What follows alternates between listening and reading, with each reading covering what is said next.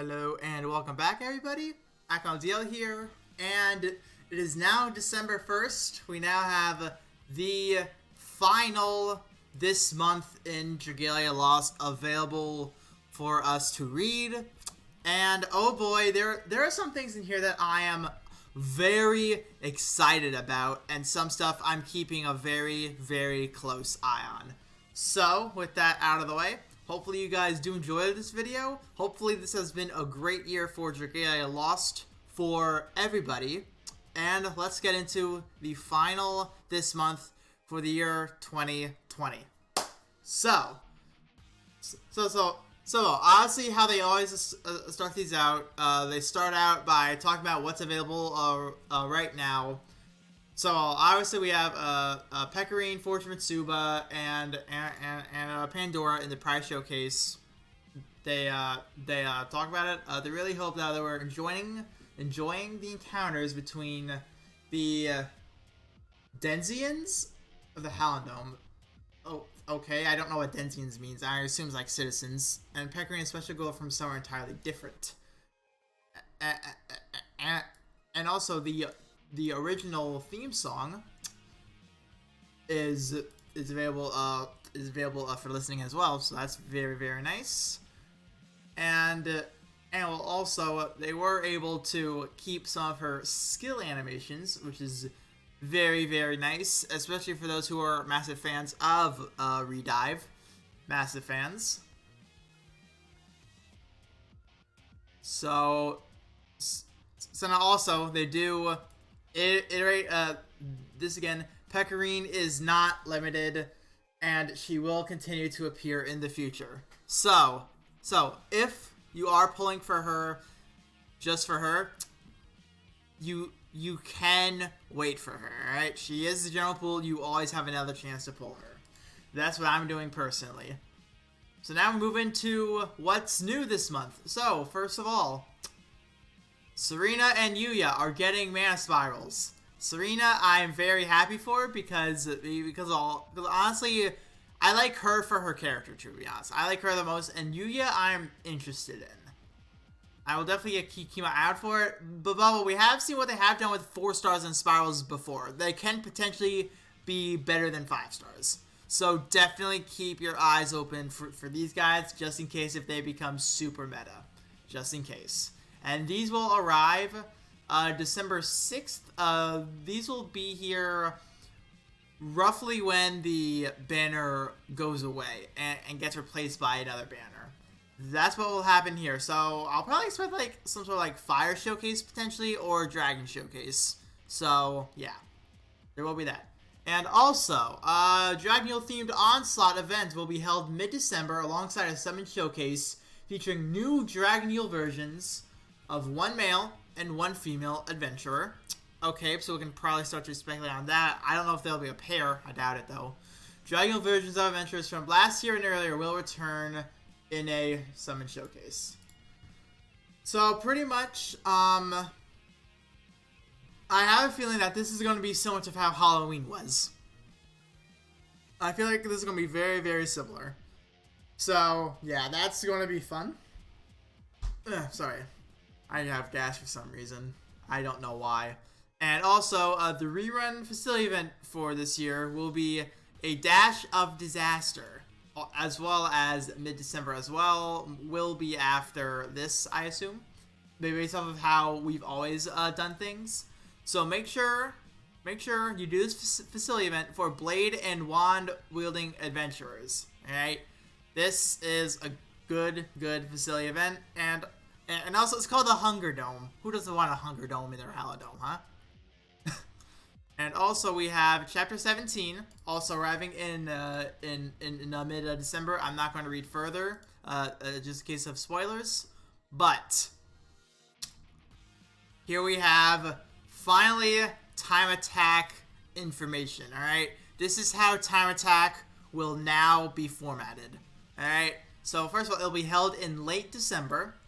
Players will have a wider variety of quest difficulties to tackle this year when compared to the last, and the rankings themselves will only apply to certain selection to a to a certain selection of high difficulty quests. Rewards will be adjusted to account for these changes. So players who complete eligible solo quests within the allotted time will receive rewards. Eligible quests are the Imperial Onslaught, Void Battles, Advanced Dragon Trials on standard difficulty, and the Agito Uprising on standard difficulty. Lots of variety and solo play, but there's more. Rankings will be aggregated separately between solo and co-op play. Eligible quests for solo play are the Agito Uprising on standard, and eligible quests for the co-op play are the Agito Uprising on expert difficulty. So pretty much the only time trial based things that truly matter right now is solo Agito standard and expert Agito co-op. People will be spamming these in order to get a good time. And this will affect all of them, I feel like, even. So make sure that during this time you get in rooms, alright? Now also be warned, people are going to massively mitigate this, alright? People are going to find the fastest speedrun, and they're going to make sure that their party has that. So definitely be careful, alright? So make sure you get any Agito stuff now in order to have one adventurer. Then from there, just go ham, alright? So definitely be careful, and when this happens, I wish you the best of luck grinding, alright? Now continuing on, rankings will be updated daily, as it was before, and players will be able to see information on what teams were used.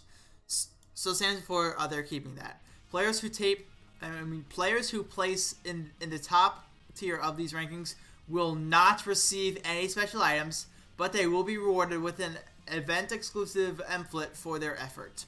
So pretty much rewards will all be the same. Very nice. Very, very nice about that. So pretty much the only difference is a title. So just for you who care about the title, you will go hard for this. Just so you don't care about the title, you don't go hard for it. So honestly, I'm fine with that.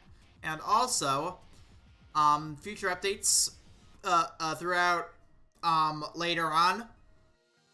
Not exactly, I think, December, but maybe January. I know that this one is December. So a year-end update to the Alberian Battle Royale is in the works. We plan to add new map mechanics and the ability to use skins of the adventurers in your roster and weapons. There we go. And weapons in your inventory. Please note that skins for some, but not all, adventurers can be unlocked with certain items or traded for in the treasure trade. These adjustments will help keep the mode fresh, so be sure to check it out if you haven't played in a while. So pretty much, say for example, you have the Galamim skin. What I assume this means is eventually you get to use Halloween Mim skin as well. That's what I assume, even though she's a Lance. That's what I assume this means. So pretty interesting stuff. And this is probably what I'm most excited for, to be honest. This is also the thumbnail, but god damn, alright? We are working hard on high difficulty quests to succeed the Agito Uprising and hope to release more information sometime next year. As a sneak peek, have a look at the design of one of the bosses you can expect to battle. Holy shit. Just holy shit, this looks amazing. Alright? I did say that this kind of does remind me of Ciela and Twins, but when I looked at Ciela, I was like, okay, that doesn't look nearly as much of Ciela as I thought it did. But just holy shit, I was not expecting something like this. Alright? I love this design personally. I love it. And also, the next Legend Difficulty Battle Quest for the Agito Uprising will be available late January of 2021. We'll provide further information, including which boss will be featured in an upcoming notification posted in-game and on official social media channels. We're expecting Cayenne. We're expecting Legend Cayenne to be next. And to that I say, we're all going to die in hell. Honestly, we're just going to die in hell. There's no exceptions to that one. And uh, and and though there will be no year-end episode of Dragalia Digest this year, rip to no digest. But honestly, oh well. Please rest assured that the traditional end-of-year events will be arriving in full force, including a Lucky Letters raffle and login bonus. Lucky Letters are back. Fuck yeah. Very glad they're keeping that. May they have currency. In addition, this year we'll close out with a Hinomotoin themed event, just as previous ones did. However, unlike the events of the past 2 years, this one will have a slightly different atmosphere and will shine a light on those who would oppose the 12 worm clans rather than work with them. Finally, we planned to start the new year off with an announcement in early July, so I hope you'll find time for some Dragalia Lost fun throughout this holiday season. So, holy shit, first of all. So, I'm honestly glad that the New Year standard now is Hinomoto. I honestly am glad about that.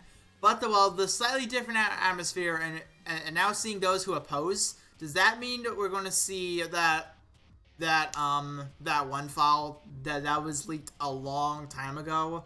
I think her name was Tsukinome or Amaterasu. I don't know her name, but well, just if you know, you know. I'm uploading this raw, so Matt can't edit it in. But yeah. Maybe that? I don't know. But it would be nice, though. It would be nice. So, and also, early July. I mean, not July, Jesus Christ. Early January. An announcement. So are those data mines going to happen? Or are they not? Because if those data mines do happen, most of you guys are going to be in absolute shambles. So honestly, I hope it's the data mines personally. I hope it is, but oh well, we'll just have to wait and see. And finally, concluding, I'm actually going to read this because I find this amazing.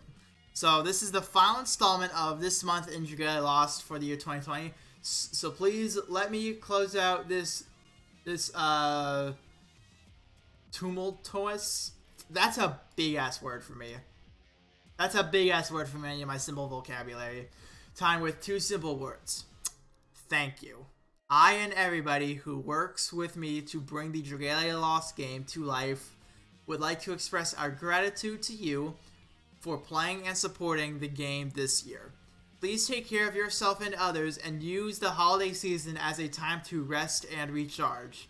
If our game has brought a smile to your face this year, then we have done our jobs. I legit teared up at this. I legit teared up because this just means that he is truly making this game to have fun. He isn't using this game as a means of money. He's truly passionate about this game, and everybody who works on this game, they put their heart and soul into it. I absolutely love that about these guys. And honestly, yeah, once again, I did tear up when reading it at reset. I really did. I was like, Jesus Christ. My heart. But either way, we're also getting a tenfold voucher as well. So yeah, though, if I were you, I would either save it for Christmas or save it for the gala or even the upcoming collabs. If they are confirmed to be true. And the next installment will be January 1st, 2021 of New Year's. So until then, thanks for reading and for continuing to play Dragalia Lost. Yuji Okada, director of Dragalia Lost. Okay, so that was a lot to take in, but overall, I feel like this was a great year for Dragalia Lost. Did we have the ups and downs? Absolutely. Did we have dead periods? Absolutely, with any gacha game. But overall, I feel like this was a great year for Dragalia Lost. We truly embraced the Agito meta, and now we're going to wrap that up, coming 2021. And it's probably going to end around mid-2021, if I would say.